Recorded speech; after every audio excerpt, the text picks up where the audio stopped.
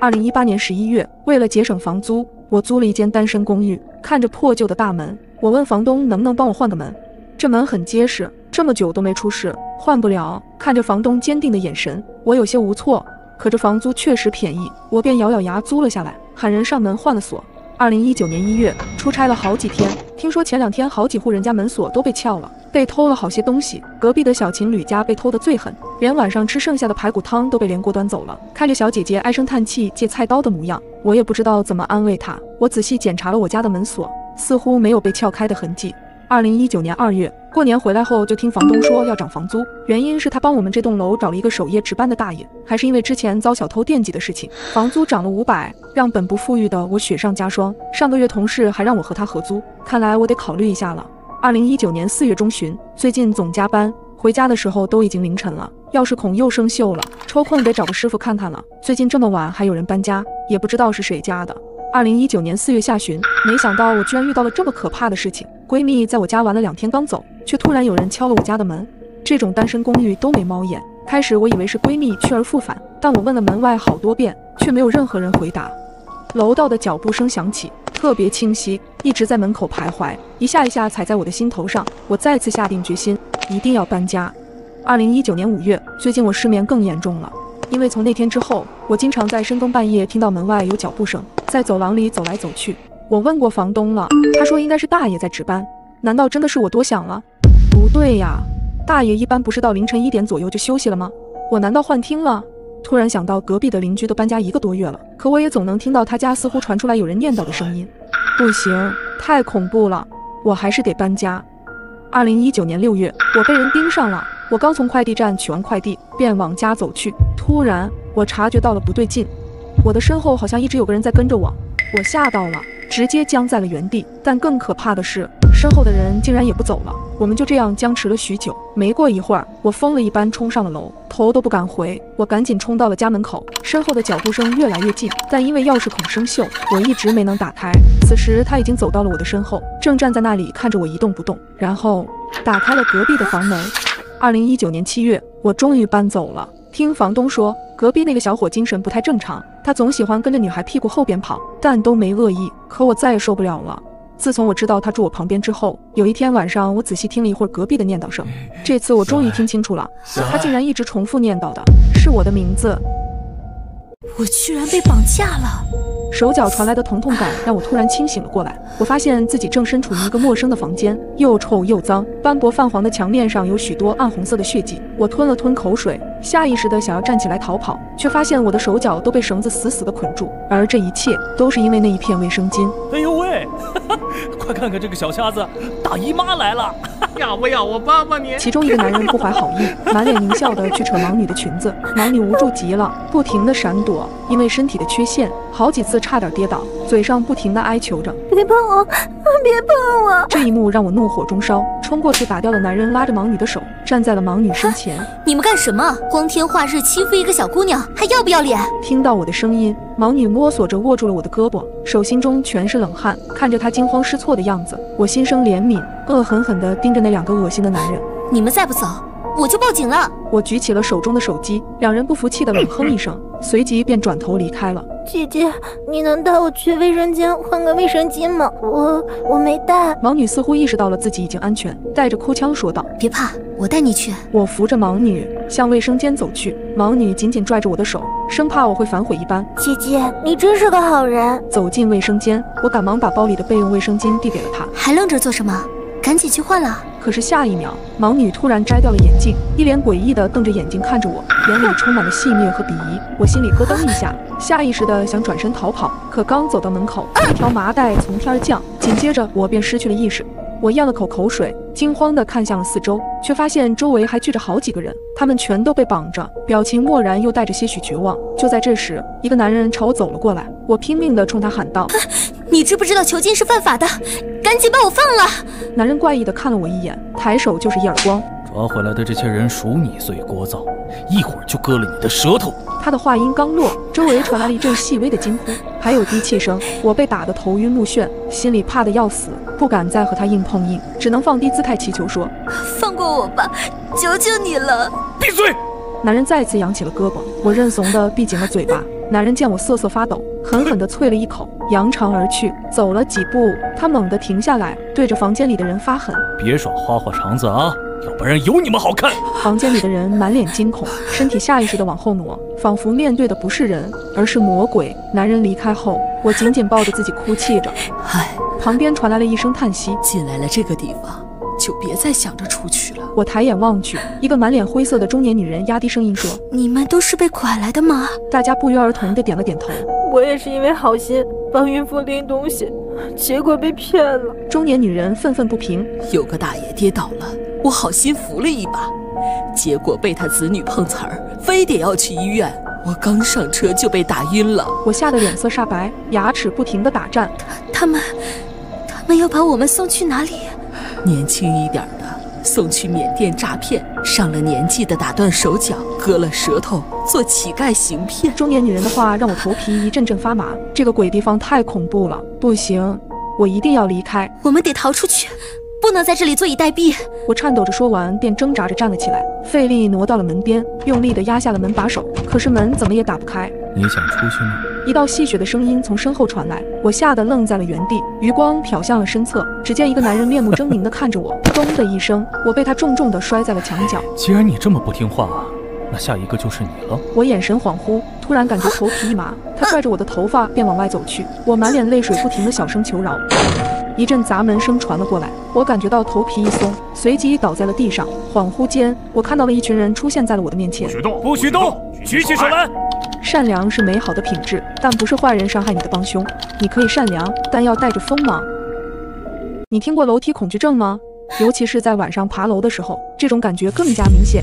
那天我刚加完班，到家楼下的时候大概10点半左右了，看着电梯缓缓往24楼走去，想到马上要到家了，我整个人都松弛了下来。突然，电梯里的灯一明一灭的狂闪起来，我明显感觉到电梯开始无规则的上下颠簸，我吓得神经一下子绷紧，赶紧把电梯所有的楼层按钮都按了一遍，也同时按着电梯里的求救电话。然而等了半天，却没有任何反应。好在大概过了5-6分钟，电梯在20楼停了下来，打开了门，我赶紧冲出了电梯，瘫软的倒在了地上。缓了好一会儿，我愣是死活不敢再坐电梯了，想着还有4层就到家了，就准备从旁边的消防通道上楼，但是消防通道里的感应灯很是昏暗。我打小就有楼梯恐惧症，上楼梯的时候总感觉身后会有人跟着我，但看了眼身后的电梯，还是咬着牙走进了消防通道。然而就在我开门的刹那，突然间一个人影闪到了我的面前，我吓得脸色煞白，死死咬住嘴唇，映着昏暗的灯光，我才看清那是一个戴着鸭舌帽和口罩的男人。他似乎也愣住了，眼睛死死地盯着我，并往旁边退了一步。我暗暗松了一口气，小声地说了句不好意思，便往楼上走去。然而就在我与他擦肩而过的瞬间，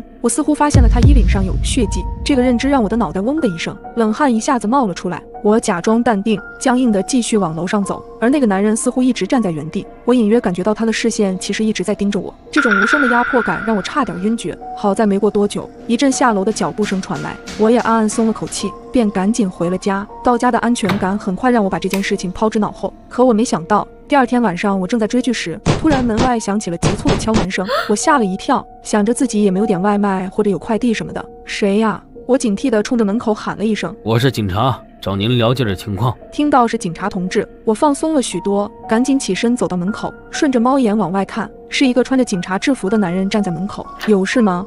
我打开门，小心翼翼地问。昨晚你们这栋楼发生了命案，你有没有看到什么可疑人出入，或者是可以提供的信息？警察的话让我瞬间想到了昨晚楼道遇见的那个男人。我刚想脱口而出时，猛地想到了自己的人身安全，多一事不如少一事。不好意思，我什么都没看见，也没留意到有可疑的人。这名警察盯着我看了一会儿，打扰了。他说完便快步离开了。关门之后，我便打开了业主群，可发现并没有人讨论这件事，物业也没有提醒，不会是警察弄错了地址吧？然而过了1周左右，我在看电视时，恰好看到新闻上播报了杀人犯被抓获，而那个杀人犯正是那天来我家的那个穿着警服的男人。我顿时毛骨悚然，一个答案呼之欲出。所以大家切记一点，出警的话一定是2个以上的警察，不可能只有1个人来。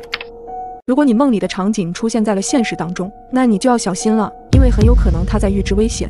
1天半夜，我刚加完班，拖着疲惫的身体回到了家，连衣服都没脱就倒在了床上。迷迷糊糊间，我意识到我可能在做梦。我站在了一个空旷的街道上，路边停着一辆灰色的轿车，车里的司机是一个戴着眼镜的中年男子。就在我茫然不知所措时，突然一个黑衣男人从对面向我走来。我看不清男人的长相，只觉得他很高大。男人走到我的对面，将一张纸条塞进我的手里，然后便转身离开了。虽然觉得莫名其妙，但在好奇心的促使下，我还是打开了纸条。可是无论我怎么努力，都看不清纸条上到底写了什么。我用力地瞪大眼睛，一点点靠近纸条。就在我即将看清内容时，身体猛地一抖，从梦中醒了过来。我一下子从床上坐起来，汗津津地打量着四周，是我熟悉的卧室。我已经回到了现实。就在我准备拿手机看看时间时，却感觉到右手好像捏着什么东西。借着手机的亮光，我意外地发现右手手心里竟然躺着一张皱巴巴、已经被手汗浸湿的纸条。我吓了一跳，这不就是刚才梦里的那张纸条吗？怎么会出现在现实里？我赶紧打开这纸条，看到上面写了几个数字 W06，前面的是什么？好像是3。这张纸条只剩下一半，纸条左边的部分好像被人撕掉了。我望着手里的纸条，不知所措。我不明白这些数字的含义，更想不清楚为什么梦里的纸条会出现在现实当中。我不停端详着手里的纸条，终于发现了异常。我赶紧下床，从抽屉里拿了几本笔记本，很快就在其中一本中发现了一页残角。把纸条放上去一看，居然大致可以对上，但是还有一个小的空缺，而这个空缺就是被撕掉的那一部分。我又翻了翻这个笔记本，并没有其他发现。可让我奇怪的是，这纸条上面的字迹很明显不是我的。想到这儿，我突然不寒而栗，难道这屋子里面还有其他人？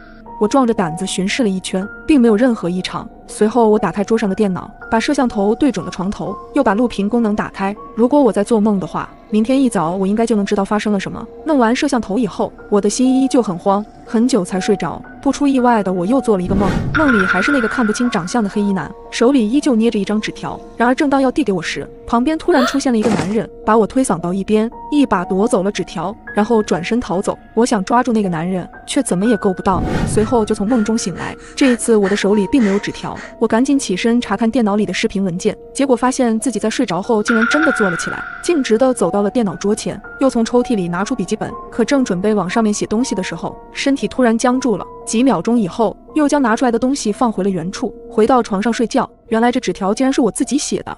虽然不知道它的含义，至少证明家里没有外人出入，我便松了一口气。然而就在前几日，我和男友在经过红绿灯时，一辆灰色轿车疾驰而来，男友把我推搡到一边，自己却被撞倒在地上，头上有血不停地流了出来。我吓得面色惨白，飞奔着冲向男友，一边哭一边颤抖着拨打了120。此时轿车的司机也走了过来，他是个戴着眼镜的中年男子。我瞟了他一眼，莫名的熟悉。司机看到男友的惨状后，不禁辩解说，他刚才是为了躲一个穿黑色衣服的男人，才猛打了方向盘，没想到会撞上男友。我顺着男人的手指看过去，并没有发现所谓的黑衣男人。猛然间，我突然意识到这个车和司机就是在我梦里见过的。我忍不住开口询问司机，今天是几号？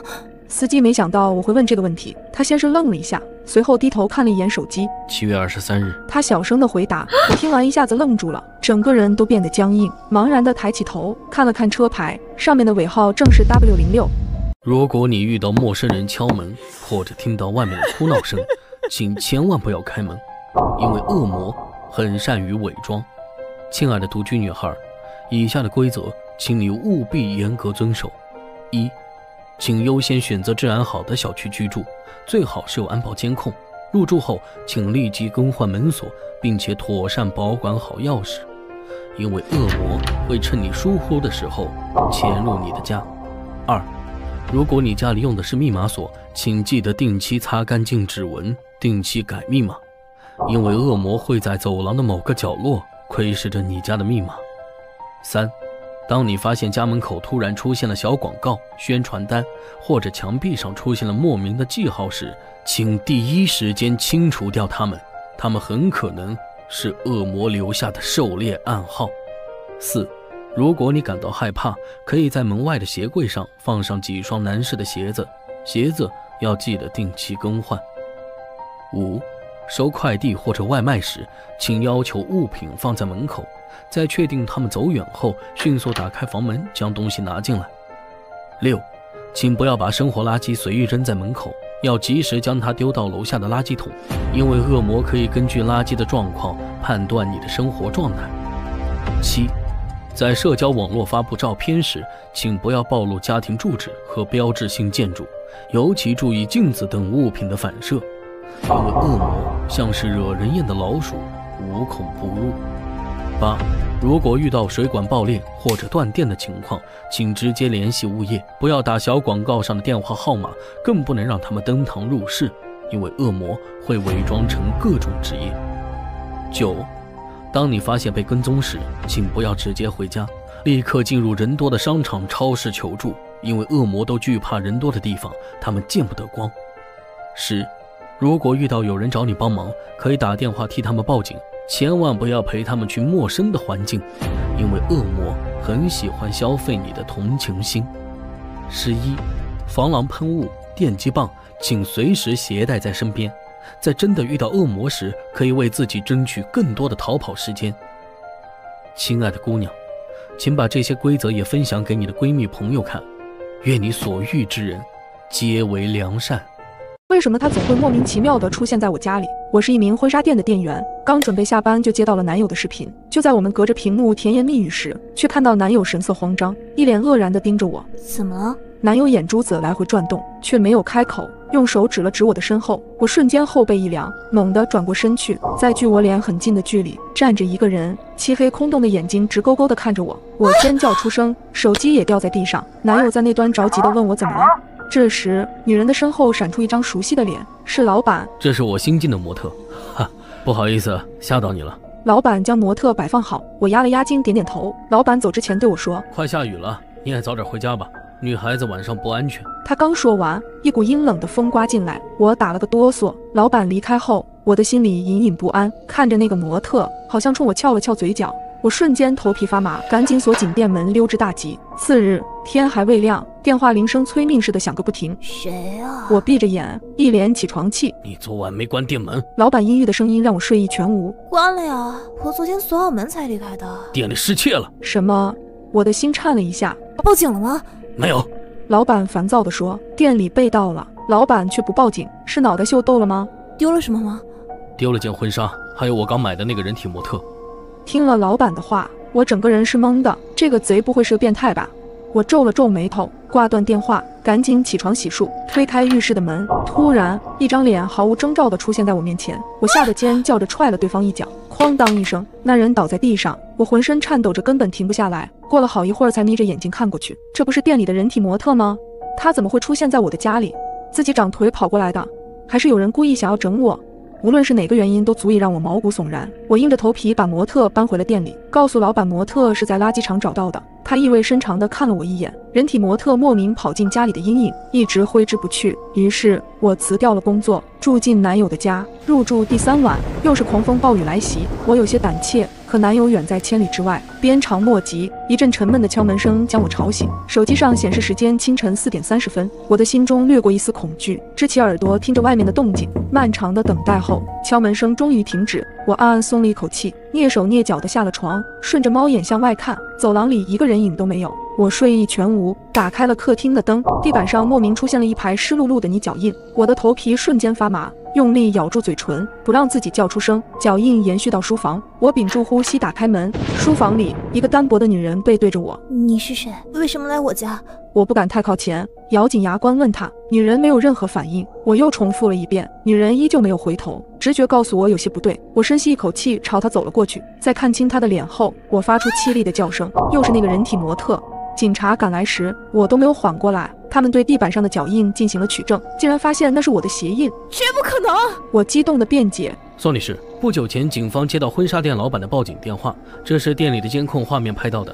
警察从容地对我说。画面中，我麻利地用石头砸碎了婚纱店玻璃，然后进入店里，目标明确地将那具人体模型抬了出来。一定是哪里弄错，这绝不可能是我！我用力捂着脑袋，苦涩地说。那你跟我走一下，配合调查。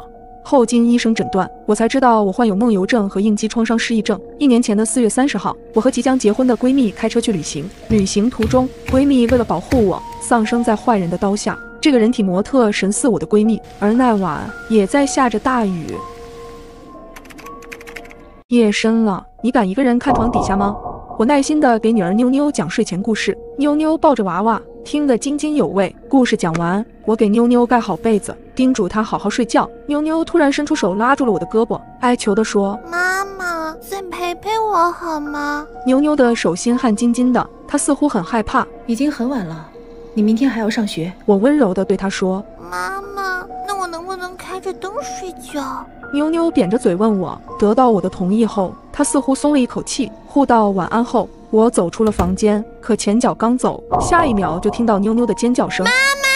我焦急地打开房门，却看到妞妞面无表情地坐在床上，一双眼睛似乎没有焦点。她扭头看向我，机械地说：床下有动静，你能帮我检查一下床下的怪物吗？大概是刚才的故事内容让妞妞有些害怕，我赶紧将她搂在怀里，轻声安慰：怪物只存在童话故事里，现实中没有怪物。妞妞身上僵冷的温度让我忍不住摸了摸她的额头，然而她并没有发烧。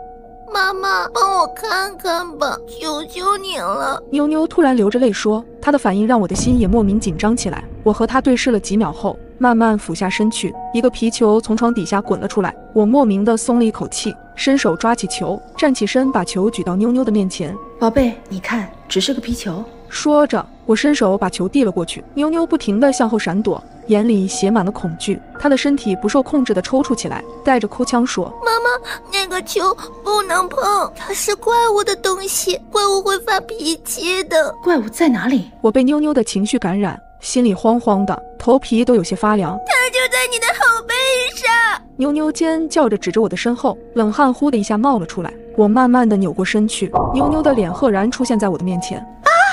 我尖叫一声，猛地站起身，心扑通扑通的跳个不停。妞妞躺在床上抱着娃娃，好奇的看着我。妈妈，你刚才睡着了？刚刚只是一场梦。我继续给妞妞讲完故事，然后帮她盖好被子。妈妈，你能再陪陪我吗？我很害怕。我的心里一惊，刚刚的梦里妞妞也说过同样的话。接着妞妞提出了开灯睡觉的要求，我忧心忡忡地关了门，站在门口迟迟没有离开。妞妞并没有尖叫，我稍稍安心一些，责怪自己想得太多。刚躺在床上，我就听到妞妞的房间里传来了响动，这是拍球的声音。我一下子从床上坐起来，蹑手蹑脚地走向妞妞的房间，拍球声越来越清晰，猛地推开她的房门，圆滚滚的皮球在地板上有节奏地弹起落地，而妞妞却不在地上，她正坐在床边，两条腿悠闲地荡着，歪着头，目不转睛地盯着皮球。这诡异的画面让我的嗓子发干，伸手将皮球接住。很晚了，你这样拍球会影响别人休息。我不悦地说：不是我拍的，是他。妞妞有些委屈地说：他是谁？在哪里？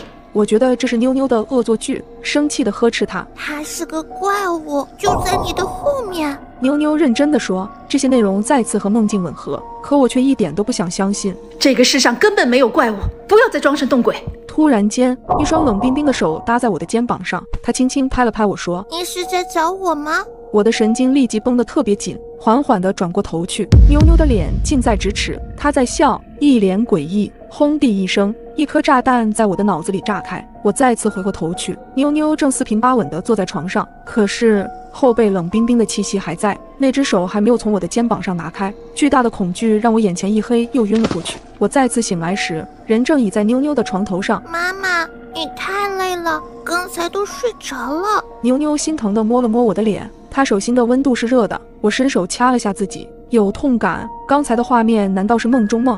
我心乱如麻，理不清头绪。接下来，妞妞再次说出了让我抓狂的一句话：妈妈，我很害怕，你能陪陪我吗？这个世上真的有怪物吗？我支吾着问她。妞妞点点头，起身趴在我的耳边，小声地说：他就在我的床底下，一直有个皮球陪着他。我汗毛瞬间立了起来，脑子里一片混沌。妞妞，说假话可不是好孩子。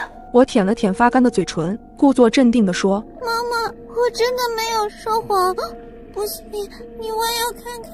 我深深地吸了一口气，疑惑地下床往床底探去，一个皮球从床底深处滚出来，紧接着发生了令我震惊的一幕，妞妞的脸慢慢地从杂物堆里探出来，她害怕地看着我说：妈妈，我的床上有个怪物。我捂着脸惊声尖叫，猛地起身时，脑袋一下子撞在床头柜上，一阵刺眼的阳光让我再次睁开了眼睛，周围的环境熟悉又陌生。我躺在一张柔软的床上，我的床边站着一个漂亮的姑娘，见我醒来，她露出微笑。妈妈，太好了，你终于醒了。你是妞妞？我是试探着问。你能想起我了？妞妞扑进我的怀里，嘤嘤地哭着。这熟悉的怀抱，加上她身上熟悉的味道，记忆瞬间向我涌来。我是一位单亲妈妈，带着双胞胎女儿生活。妞妞是姐姐，丫丫是妹妹。可惜两姐妹同脸不同命，丫丫患有先天智力障碍，这也是前夫和我离婚的主要原因。她不想被丫丫连累。我带着2个孩子生活，日子虽然艰苦，却也充满了快乐。孩子6岁那年，一场意外改变了我的生活轨迹。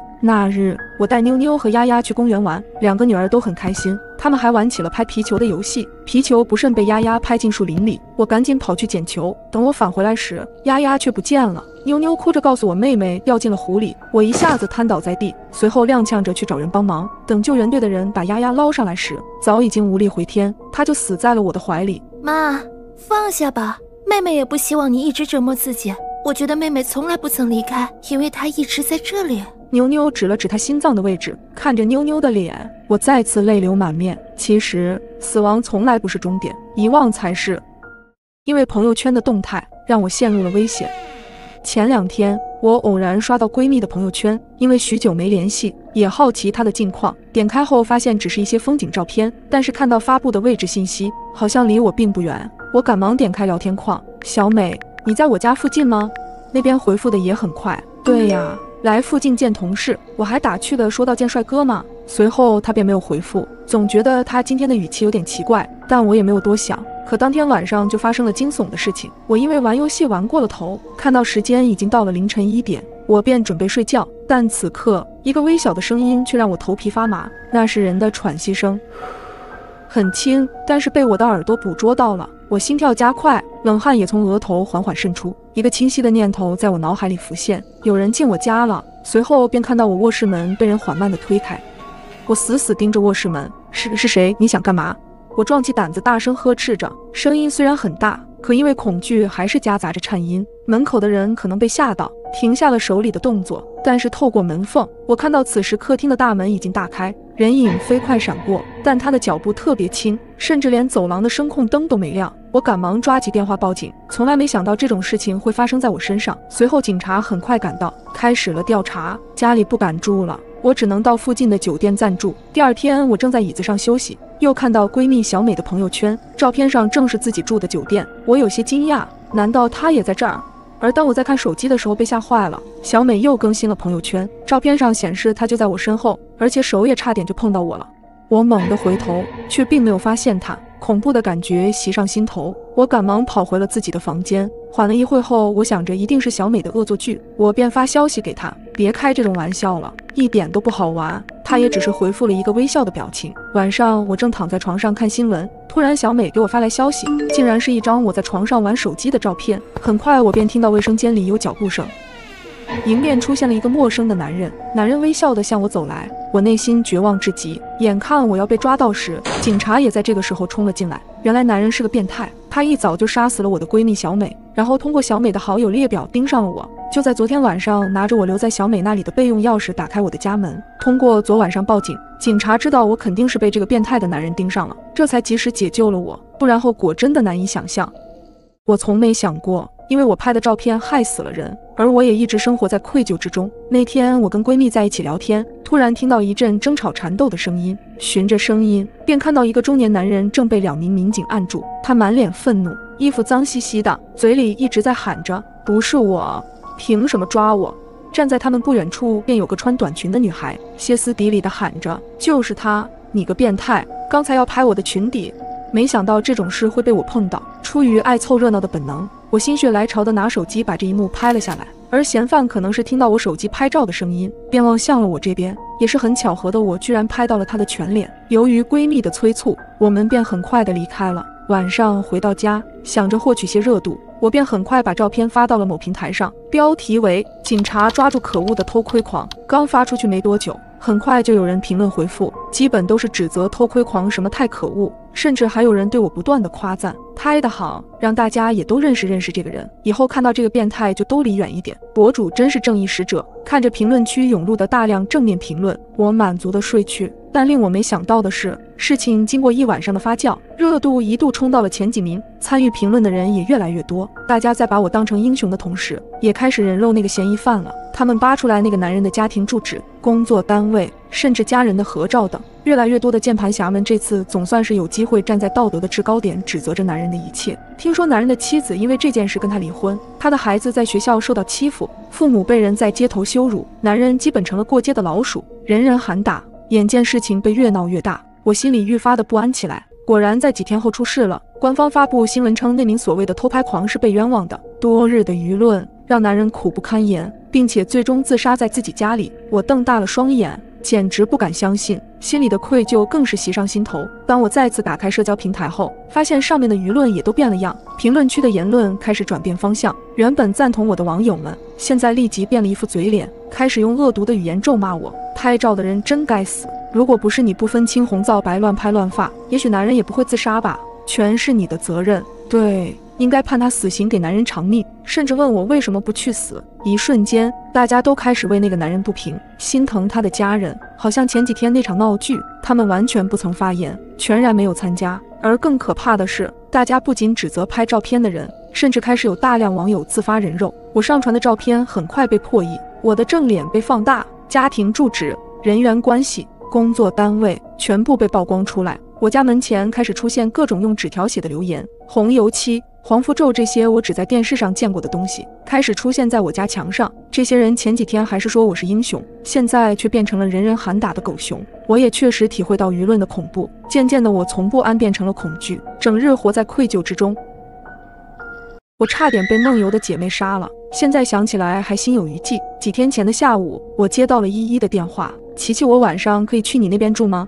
能听出她的语气中略带委屈，虽然我们有段时间没联系了，但是我并没有拒绝。于是当天晚上，依依就拖着行李来到我家，看得出她心情比较低落，我就点了她最爱吃的烤串和奶茶，想着安慰一下她。中间了解到她因为和室友有了矛盾，吵了一架，想要在新找到房子之前单独出来住几天，可她似乎不愿意多提及矛盾的内容，我便没多说什么。稍晚些的时候，我就准备洗漱睡觉了。在我洗完澡出来的时候，依依已经在沙发上睡着了，我轻手轻脚的给她盖上毛毯之后，也回房间睡觉去了。后半夜因为口渴，我突然醒了，但怕打扰到依依休息，我并没有开灯，摸索着走出了房间。经过沙发的时候，我愣了一下，发现沙发上只剩下一条毛毯。依依去哪里了？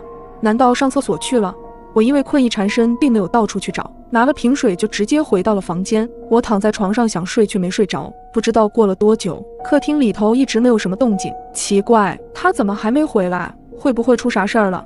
我刚想起身去查看，此时安静又黑暗的房间里传来了一阵奇怪的声音，这种声音听起来好像是啮齿类动物磨牙一样。我放缓呼吸声，环顾四周，突然之间，我注意到在房间的左前方，一个黑漆漆的人影直挺挺地站在角落里，正对着我。我第一时间做出反应，拿起枕头使劲地扔了过去，大喊起来：“谁在那里？”人影躲开了，然而他依旧一言不发。只是接下来令人意想不到的是，人影并没有做出什么多余的动作，他以一种极其僵硬的姿势缓慢地挪出了房间，随后便听到好像有人倒在了沙发上。我紧张地慢慢靠近门口，开灯向外观察，卧室里的灯光照到了沙发上，清晰地映照出依依的脸。刚才那个人影是依依，她是梦游了吗？隔天一早，我询问依依：“依依呀，昨天晚上你起夜了吗？”依依摇了摇头。我继续问：“那你以前梦游吗？”从来没有，至少我自己是不知道的。我若有所思，但随后也没有说什么，就出门上班去了。深夜里，我再次醒了，起身轻手轻脚地来到了客厅，依依又不在沙发上。我预先给自己鼓气，随后大声叫喊依依的名字：“依依，你在哪？”没有人回应。我看了一眼厨房和卫生间，还有卧室，都没有人。难道出门了？这么晚别出什么事吧？我立马拿出手机给依依拨了通电话过去。在静谧的深夜，我清楚地听到了一阵手机震动声，不过这一阵震动声在响了几声之后戛然而止。我的目光死死地盯在衣柜上，因为我清楚地听到刚才那一阵震动的声音就来自那里。我走到衣柜边，朝着并没有关严实的柜门里望了过去。依依瞪大了双眼，正在衣柜里面静静地坐着。一瞬间，我汗毛竖起。依依，你怎么在这里呀？但是她依旧没有什么动静。激动的我立马上把衣柜拉开。你在里面干什么呀？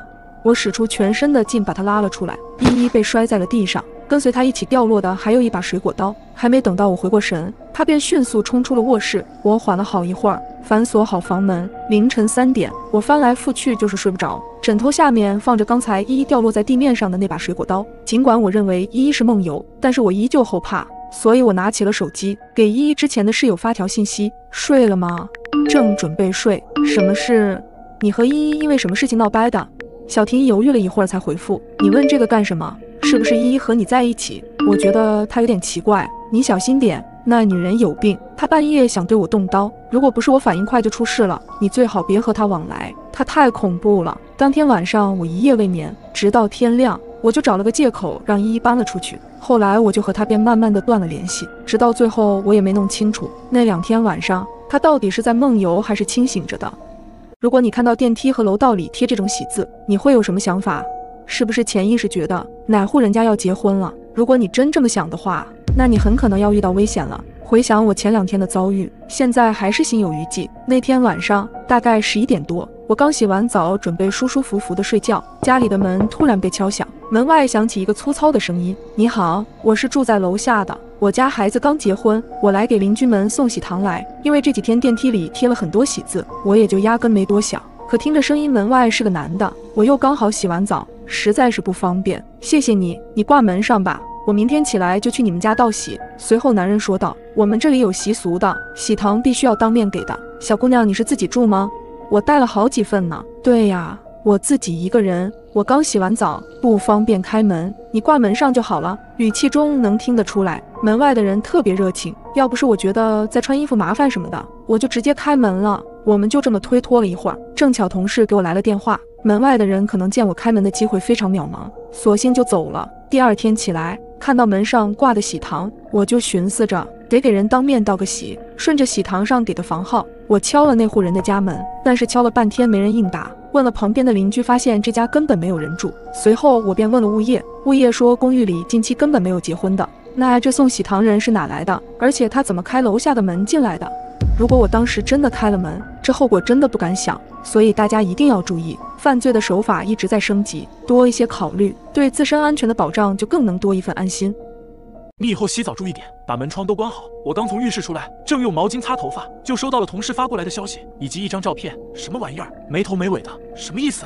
对方很快就回复了，只有一句话：你们那层楼有变态。我更疑惑了，这才点开那张图片仔细看了一遍，放大了2倍之后，才分辨出图片里那是个人扒在我宿舍的浴室窗户上，果真有变态。这谁拍的？什么时候？2条消息发出去，石沉大海。我没了耐心，索性一个电话拨过去，同事很快接起来，但却压着嗓子说话：喂，我宿舍有人，没看见你的消息，我开门见山，你那照片哪来的？那个呀，别人发给我的，就刚才我认出是你那屋，想着提醒你一声，你没事吧？能有什么事？老子一个男的也是。同事沉默了一会，才接着说：不过我是真没想到，这年头连男的都不安全了，你要小心啊。电话挂断，我又把那张照片看了好几遍，虽然画质渣，但依旧能看出是一个男人，就站在阳台边缘，探头往浴室窗户里看，可不就是在偷窥？南方到了晚上，天气依旧闷热，所以我洗完澡只穿了条短裤，但现在却觉得一阵恶寒。这都什么事？哪个狗日的敢扒人窗户？别叫老子抓住！我把图片放大，可拍的实在模糊，又是个背影，根本分辨不出画面里的人是谁。除了一肚子火气之外，什么也没发现。我随手找了件短袖套上，完事还是觉得不舒服，又翻出一条长裤换了，烦躁的往床上一躺，脑子里还是绕不开这件事，只能打开手机看球赛。本想转移注意力，却忽然想起一件事：我半个月前才入职，当时因为宿舍分配出问题，还住了3天酒店，是物业管理那头出的错，把206和602的钥匙弄混了。原本该住在2楼的女同事错拿了我的钥匙，那姑娘比我早到1周。叫王希，她拿了钥匙之后问都没问，发现2楼206房门打不开，就直接循着钥匙上的编号，提着行李上了6楼，还是等我到公司入职去找物业，这才知道闹了乌龙。可公司那边的登记不好更改，水电费结算都跟工资卡绑着，重新修改太麻烦，最好我俩之间调换。我看他一个人不方便，就主动帮他搬家，从6楼换到2楼，一来二去也熟了起来。那么问题来了，有没有可能我俩换了房间，可那个偷窥的人却不知道？他跟往常一样听到水声过来扒浴室窗户，却没想到里面换了人。毕竟他那熟络的姿势，恐怕也不是第一次。我越想越觉得有可能，腾地一下从床上坐了起来，真是个人渣。没想到公司宿舍还住着这种人。我拿起手机，本打算把这件事告诉王希，可转念想想又怕吓到他，不知道该怎么说。正纠结着，电话响了，我看到来电提示，确实一愣，是王希打来的。他难道知道了什么？我犹豫着接起电话，喂。对面的人立刻出声：李平，我也不想麻烦你，但你能不能过来一趟？刚刚有人在敲我的门，特别大声，我不敢开门。他声音发抖，带了哭腔。我皱眉，立刻联想了到那个动作猥琐的偷窥男。你别开门，就在房间里等着，我这就下楼。也来不及换衣服，踩着拖鞋就出了门，用最快的速度往2楼跑。声控灯亮了一路，可拐进2楼楼道之后，却发现根本没人。206门口也空空如也，难道是走了？我怕敲门声吓到王熙，索性打电话叫他开门。喂，他压着嗓子跟我说话，小心翼翼。我放缓语气，安抚道：我在你门外了，没有人，你别担心，估计是谁走错了。可我话还没说完，低头却发现地上有东西，像是一张纸，被顺着门缝塞进屋里头，只有边角露在外面。我预感不好，没继续说下去。你先开门。好，我过来了。电话挂断之后，206的门从里面被推开，王熙穿着睡衣，头发胡乱披着，眼眶发红，模样有些狼狈。看样他是睡着之后被吵醒的，估计吓得不轻。他没敢走出门，畏缩的往楼道两边看，发现确实没人之后，这才松了口气。哑着嗓子，谢谢啊，麻烦你了。我摇头表示不客气，蹲下身把地上的东西捡了起来，是一张被折起来的白纸。他看到之后也一愣，这是什么？不是你的？他摇头，不是，是不是风吹进来的？这几天风大。我没说话，低头展开了手上的纸条，发现最里边那一面歪歪扭扭的写着一行字：妹妹搬家了呀。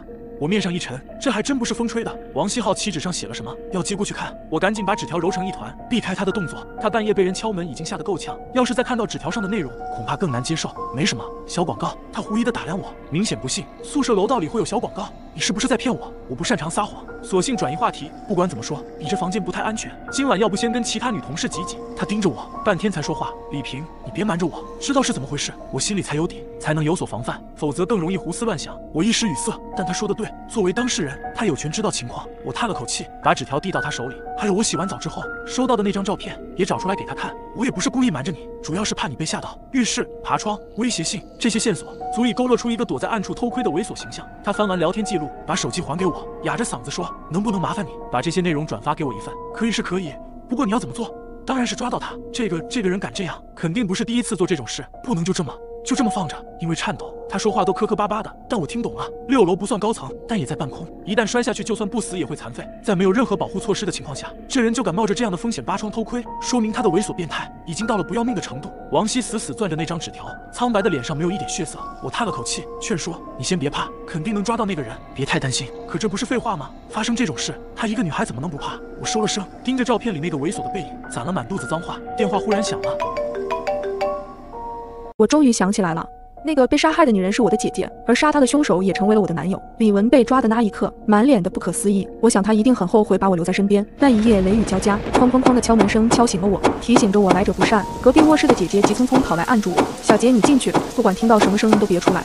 我听到外面传来吵闹声，紧接而来就是杂乱的打斗声。我战战兢兢地把门开了一条缝隙，看见一个男人将姐姐死死按在地上，拳头一拳一拳地砸在姐姐身上。姐姐蜷缩在地上，痛苦地哀嚎。他的眼神朝我看来，嘴唇蠕动。多年在一起的习惯让我知道姐姐说的话：杰儿躲好，千万别出来。我吓傻了，脑子一片空白。再等我回过神来时，那个男人已经不见了。他似乎不知道家里有一个我。我看着姐姐身下全是血，泪流满面，颤抖着拨打了急救电话，可来不及了，姐姐还是走了。我因为没有看清凶手长什么样子，陷入了无限恐惧、焦虑与自责当中。这些负面情绪导致我产生了心理问题。也是在我最难过的时候，我遇到了李文。对于我遭遇的事情，他说他理解我，姐姐肯定不会怨你，甚至希望你可以忘掉这些痛苦的回忆。这样一个通情达理的男人，就是我黑暗人生里的一道光，陪我走过最艰难的时刻。就这样一来二去，我们成了男女朋友。我与李文感情越来越好，短短1年的时间，我们就开始谈婚论嫁了。一切看起来都在朝着好的方向发展。我想李文现在一定很后悔，明明知道我看见他杀了人，还是把我留在身边。他这样做，何尝不是在监视我呢？他那么频繁的出差，真的是出差吗？他以为我不知道他在我的手机里安装了监控软件，不知道他半夜用陌生的号码给我发骚扰信息，不知道他在我吃的饭菜里放了可以使人置换的药物。我的心理问题越来越严重，神志恍惚，被迫害妄想症，记忆总会产生错乱。最严重的时候，梦里梦外都分不清楚，甚至有几次还在夜里报警。我背着李文去看了很多次心理医生，医生一次次的疏导以及药物治疗。我在今天终于把一切都想起来了。李文知道我心里脆弱到不堪一击，却一次次的试探我。深夜回家与我玩躲猫猫的游戏，吓得我躲在被窝里瑟瑟发抖。可他直接杀了我，不就可以高枕无忧了吗？但事实是李文爱上了我，爱我又提防我，怕我知道姐姐是他杀死的，所以他想把我变成一个疯子，因为疯子的话是不能信的。他的爱就是这样自私偏执，极端且充满控制欲与占有欲。本来他已经快成功了，可他低估了我对姐姐的感情。从小我与姐姐相依为命，我是在他的保护下才活到了现在。所以在我偷偷去做心理辅导之后，在看到姐姐死去的时候，我彻底清醒了过来。只有我知道我的姐姐是什么样子的人，她是个坚强且善良的姑娘，在父母身亡之后，一直都是姐姐在城里打工供我读书，把我保护得很好，哪怕是交了男友都没有提起过我。她与与李文白手起家，慢慢有了一些起色之后，李文就瞧不上从农村出来的姐姐，于是一直想甩开她。因为意见开始不合，她多次对姐姐进行殴打。姐姐本意是不希望男友与她一起负担我，但正因此，当时在家的我逃过一劫，而这个恶魔终于受到了惩罚，我也为死去的姐姐复了仇。全剧终。最近我总感觉我的手机有些奇怪，因为相册里经常会出现一些我没见过的照片。照片中出现的都是同一栋房子，孤零零地立在迷雾中，很模糊很昏暗，看到总让人觉得心里毛毛的。起初我并没有太在意，想着说是不是哪天拍照的时候不小心按错了，或者是自己无意间拍过，但是忘记了，所以我就直接给删除了。可让我没想到的是，几天之后，相册里居然又出现了同样的照片。我怀疑的目光划过这些照片，一样的房子，一样的阴森感，但能看得出来是从其他的角度拍摄的。直到这时，我才意识到，这或许并不是我的问题。虽然这些照片并不会对我造成什么影响，但我总觉得有些怪怪的。于是我跑到之前买手机的店里，经过我的描述后，销售向我解释，一般手机里出现莫名的照片，无外乎就这么几种可能性：第一，确实是自己拍的，但是自己给忘了；第二，可能是在打电话或者是发信息时，无意间触碰到了拍照功能；第三，就是当时手机出厂的时候给装错了。但基本上不太可能，这种不是手机的硬件问题。如果手机本身有问题，那我可以给你换一个全新的。我皱了皱眉，其实我来这儿不是为了换手机，我就是想知道为什么我的相册里会出现我不认识的照片。我拿过了手机，打开给店员看，你看看，最近这几张照片出现的频率越来越高了。虽然对我造成不了什么影响，但是我最近还发现了一个诡异的地方。咱就说这个房子，我随手把最近几天出现的这个房子给店员看。我印象中，第一次看到这个照片时，它是在很远的距离拍的，但你看最近这几天的照片是不是越来越近了？你看看是不是有什么问题？我发誓，我本人并没有去过照片里的这个地方，更不可能去拍照。店员感觉到我并不是无理取闹，那这样吧，虽然我并不是很清楚这个照片从哪里来的，我把你这个手机寄给我们总部那边去做测试，我先给你换个新的，你看可以吗？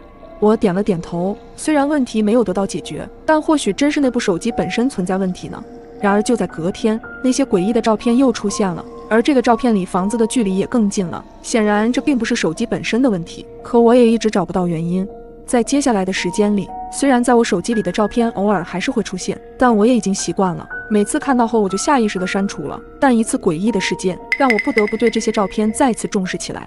那天早晨我被闹钟惊醒，迷迷糊糊间我伸手摸过手机，就把闹钟关掉了。可就在闹钟关闭的瞬间，我注意到了手机的壁纸从原来普通的壁纸变成了一张诡异的照片，而这张照片居然是在我的房间里拍摄的。我一下子从睡意中吓得清醒了过来，拿起手机开始仔细查看着照片里的画面，同我现在所居住的环境一模一样，而拍摄的时间明显是在晚上，并且拍摄的位置就在卧室靠门的角落里。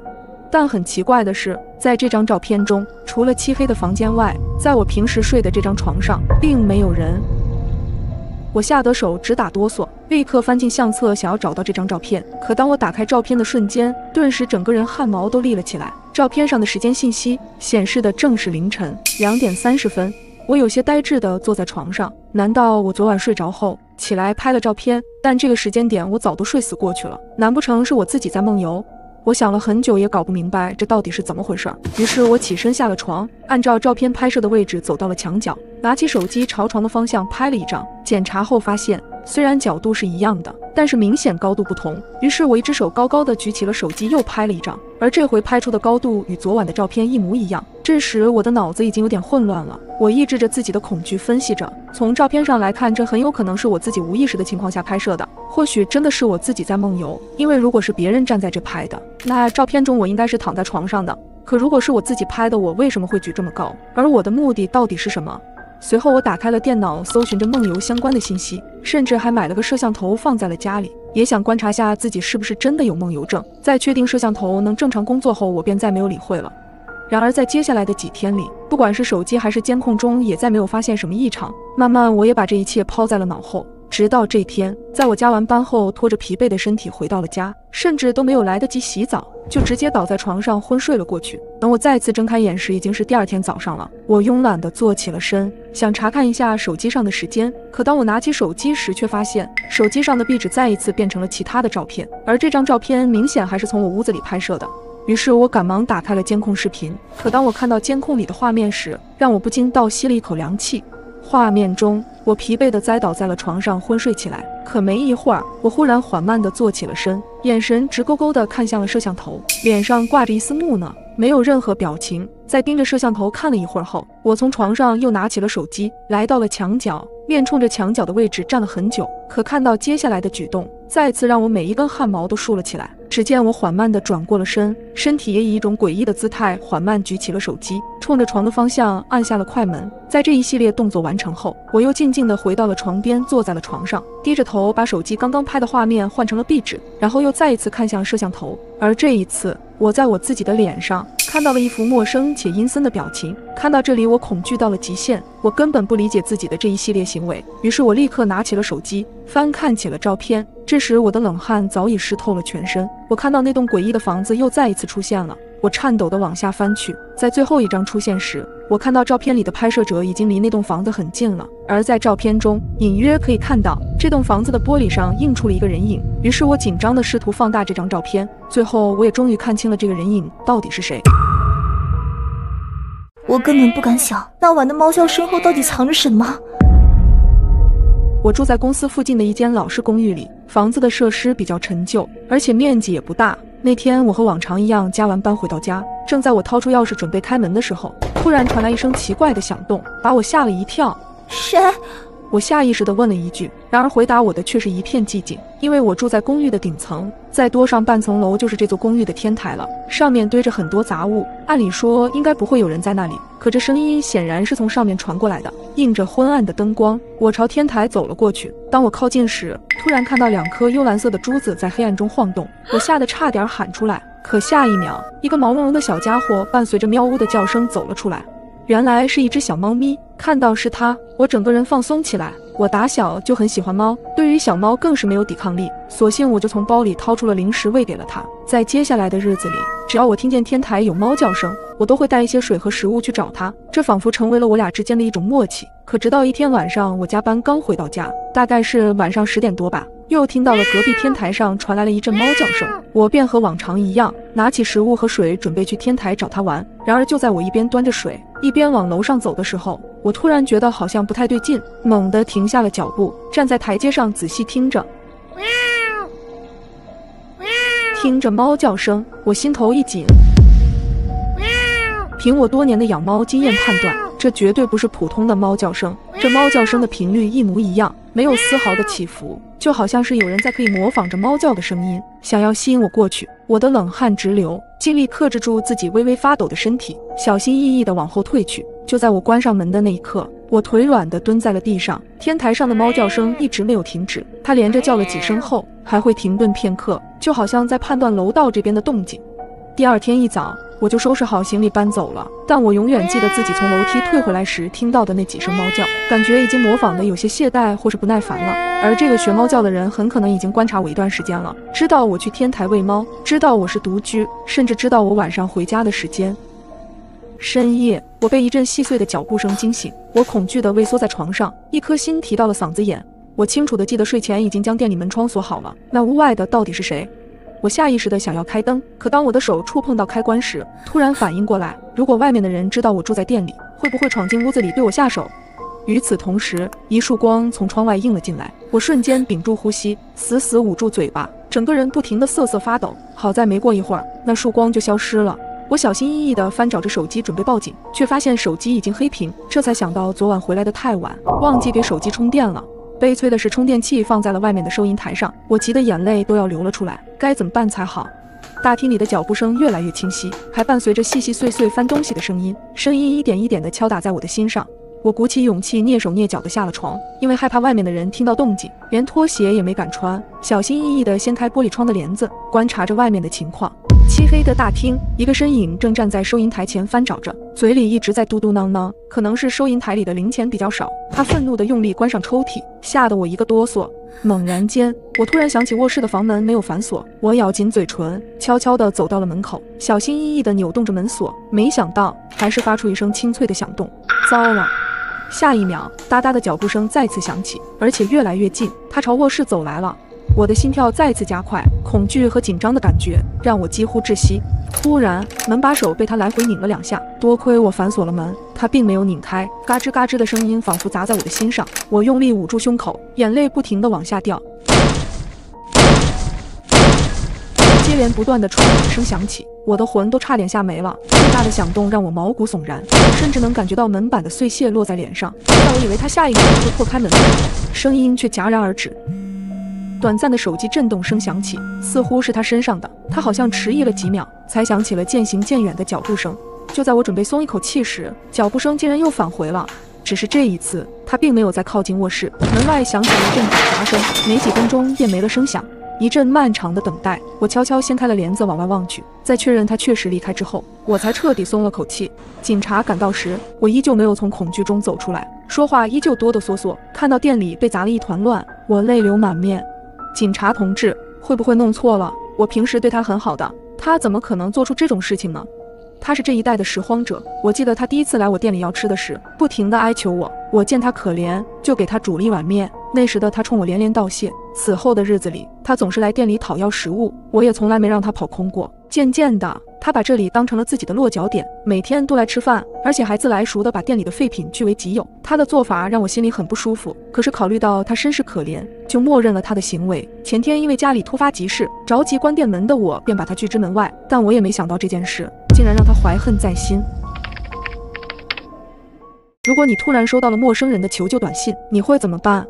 一连串的短信提示因在寂静的夜里突兀地响起，我随手看了一眼手机，竟然是个陌生号码。请你一定要相信我，我就在马己小区 A 幢1201，我被我老公囚禁了，他往死里打我，拜托你救救我。面对这一连串诡异的求救短信，我一脸的莫名其妙，稍加思索后，冷汗一下子冒了出来。我家就是 A 幢1201，可屋子里只有我一个人，哪有什么被囚禁的女人？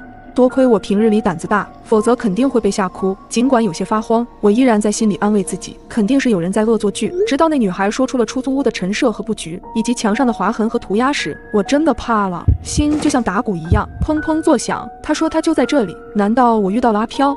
我下意识的想要逃离这个恐怖的地方，可他接下来的短信让我更加匪夷所思。拜托你别不理我，我才26岁，如果你不救我，我肯定活不过这个端午节。现在是正月，新年才过不久，哪里来的端午节？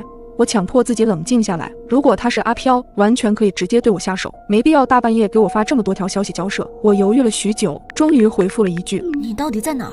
我就在大衣橱里。女孩的话让我毛骨悚然，我心虚地盯着距离自己不足2米的衣橱，因为白天我才刚搬进这个房子，衣服都还没来得及收拾，所以衣橱一直没打开过。我咽了口口水，生怕下一秒有人推门而出。深呼吸2下后，我蹑手蹑脚地走向了衣橱，猛地拉开门，里面空荡荡的。我敲了几下衣橱的内壁，甚至还喊了几声，根本没人应答。被耍了。我不满地嘀咕了一句，女孩的求救短信依然对我狂轰滥炸，仿佛我不救她，她马上就会死掉一样。我有些急了，再次来到衣橱前，借着手机灯光，我竟然看到木质的衣橱上有指甲的抓痕，上面还斑斑血迹，从颜色看，似乎已经很久了。女孩的求救信息依旧在发，我甚至能感觉她的无助和焦急。突然，我发现衣橱下有个暗格，用力拉开后，里面有一个破旧的笔记本。我小心翼翼地打开，上面有星星点点的血点和被泪水淹过的痕迹。这是一本破损的日记，主人名叫苏玉，日记记录着苏玉被男友囚禁的每一天，页面残缺不全，不过可以看出记录的时间是前年。我粗略地看了几眼，最后一页的内容让我目瞪口呆。今天老公的朋友来家里做客，喝了酒的他大发善心，给了我一部没有卡的老款手机，让我玩游戏解闷。我知道时日不多了，心里怕得要命，根本没心情玩游戏。就在刚刚，这部手机上突然多出一个陌生号码，我激动不已，尝试着拨打号码求救，可惜没有卡，根本拨不通。我异想天开地发了消息，竟然发了出去。日记的记录时间是2021年6月13日10时21分，日期恰好是端午节的前一天。难道是2年前的苏玉在向我求救？